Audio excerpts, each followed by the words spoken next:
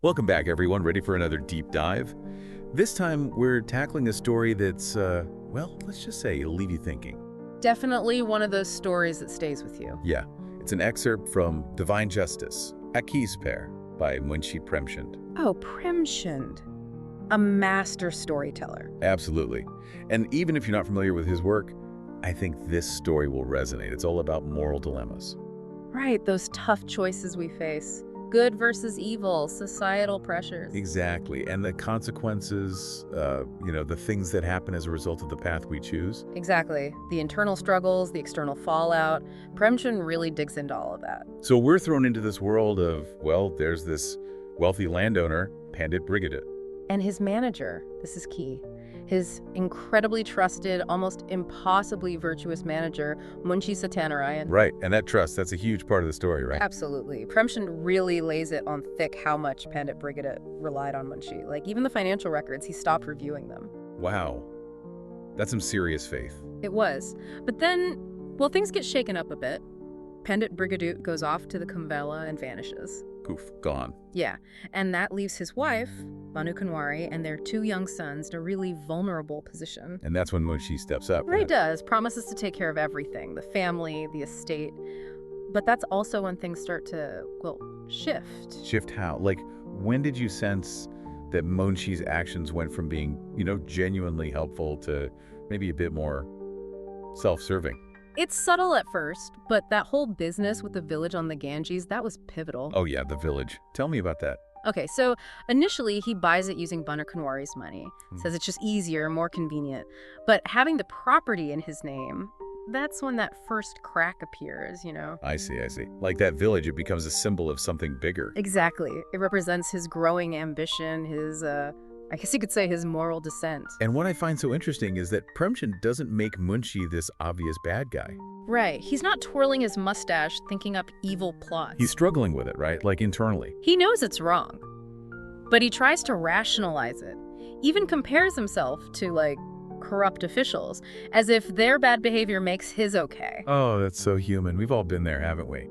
Trying to justify our not-so-great choices. It is. But Premchand doesn't let him off the hook. Munshi starts scheming. Even thinks about burning the account books. Ooh, getting risky. And of course, Banu Kanwari, she's not oblivious, is she? Not at all. She starts noticing things don't add up, and their relationship, which was built on trust, well, it begins to fracture. That confrontation scene where she throws the keys at him. Yeah. Intense. Cue of fire. You can feel the anger, the betrayal. It all just explodes from there. Literally explodes into a full-blown courtroom drama. Oh, yeah. And the way Premchand contrasts the legal arguments is brilliant. Tell me more about that. So you have the plaintiff's lawyer, right? Painting Munshi as this villain preying on orphans. Playing the sympathy card, huh? Exactly. And then the defense, they go for humor and logic. They even bring up those comparisons to government officials using public funds for their own gain. Clever tactic. It is. But it also raises this question, what does justice really mean? Is it just about the law, or is there something more to it? A moral dimension? And in this case, the court rules in Munshi's favor. He wins. But something tells me this victory isn't all it's cracked up to be. Not at all. He might be legally in the right, but morally, he's lost something much bigger. His reputation, the respect of the community. It's that inner turmoil, right? Knowing you've compromised your values. Exactly. Premchand even has a scene where a vegetable seller is gossiping about him. That social isolation, it's brutal. Ouch. That's gotta sting. And then Banu Kanwari does something incredible. Right there in the courtroom, she asks him, whose village is it? Boom, mic drop moment. It cuts through all the legal jargon and gets right to the heart of the matter. It's like she's appealing to a higher court, wouldn't you say? The court of conscience. Absolutely, and that silence after her question, it's palpable. You can feel the weight of expectation on Munshi. So does he crack under pressure? Does he admit the truth? Oh, he cracks all right. You can practically hear the walls closing in on him. It's like all those carefully constructed justifications, they just crumble right there in front of everyone. And he confesses. The village belongs to Banu Kanwari.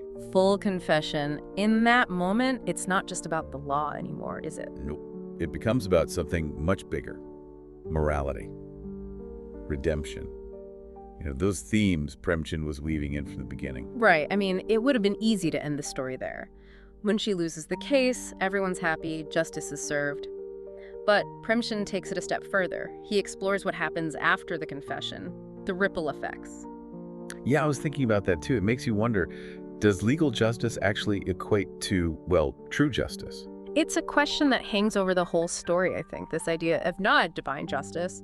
Divine justice. So, like, what does that even mean in this context? How does it actually play out? Well, first, there's this almost immediate shift in public opinion. The same people who are gossiping about Munshi, judging him, they suddenly see him as this symbol of honesty. Interesting. So is Premchand suggesting that societal judgment isn't always about, right and wrong? It's about appearances. Yeah, I think there's an element of that for sure. This idea that public perception can be fickle, easily swayed, but it's more than just external validation, right? There's that internal struggle too, that guilt, the remorse. Exactly. It's like he realizes that having all this wealth, this material success, it means nothing if you've compromised your values. It's a classic realization, isn't it? That you can have it all and still feel empty inside. I mean, we've all been there, right? It's not. Making choices we regret. We have. And then there's a Banu Kunwari. I mean, talk about a strong character. She's amazing. After everything Munshi put her through, she could have easily sought revenge. Absolutely. Demanded punishment. But instead, she chooses forgiveness. Which is huge. I was blown away by that. It takes incredible strength to forgive someone who's hurt you so deeply. It really does. And I think it speaks to Premchand's deep understanding of human nature. True forgiveness, it's not about forgetting or condoning the wrong. Right. It's about recognizing the harm, but choosing to move forward with compassion. And that compassion, it ends up being the catalyst for Munshi's true transformation. Because she gives him a second chance, right? Reinstates him as her manager. She does. And instead of clinging to the village, he dedicates all its income to charity. It's a powerful symbol of his change. From greed to selflessness. It makes you wonder, is this her version of divine justice? Interesting point. It's like she creates the space for him to find redemption. And maybe she finds a kind of peace, too. I mean, she's been through so much. Loss, betrayal. Absolutely. Forgiveness, it can be healing. It allows you to break free from that cycle of anger and resentment. So it's not just about Munshi's redemption. It's about Banu Kunwari's journey as well. And that's something I find so remarkable about Premchand's writing. He doesn't just focus on the obvious villain. He gives us these nuanced female characters who are strong, resilient, and ultimately play a huge role in shaping the narrative. We've been talking a lot about Munshi, but I think we need to delve deeper into Banu Kunwari's perspective. I agree. How does she navigate this complex situation? What are her motivations? And what's the lasting impact of Munshi's transformation on her life? Those are all questions worth exploring. Perfect. Let's take a quick break, and when we come back, we'll dive into Banu Kunwari's story and unpack those final layers of divine justice. We've been exploring this idea of divine justice through Premchand's story, but I think it's time we turn our attention to Banu Kunwari. She's such a fascinating character, right? I mean, think about the context. A widow in that society. Yeah, and not just any widow. She's responsible for this massive estate. And her two sons. It's a lot of pressure. And yet she handles it all with this quiet strength. It's amazing. I mean, think about how she navigates the whole situation with Munshi. Right. She could have easily been portrayed as a victim, but she's not. She confronts him, takes him to court. And even when the legal system kind of fails her? Exactly. She doesn't give up. She finds another way. That moment in the courtroom, when she asks him, whose village is it?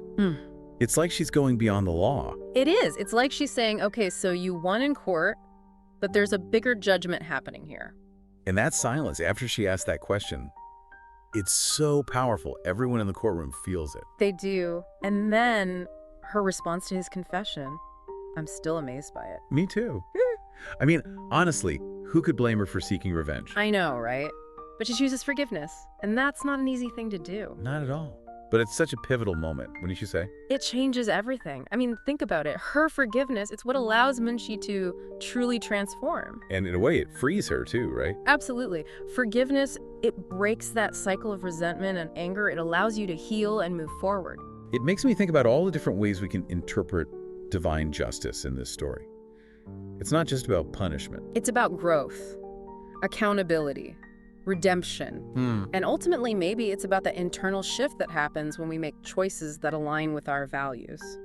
One thing that really struck me about Banu Kunwari is that she never loses sight of who she is. She's not defined by what happened to her. Right. She emerges from this whole ordeal even stronger, even more determined. And that's something I think we can all learn from. It's a reminder that even as things fall apart, we have the power to choose how we respond. And that sometimes the most powerful response is forgiveness. Well said. This deep dive into Premchand's divine justice has been an incredible journey. It has. It's a story that really makes you think about those big questions, doesn't it? It does. About justice, forgiveness, and the possibility of redemption. Thanks for joining us on this exploration. We'll see you next time for another deep dive.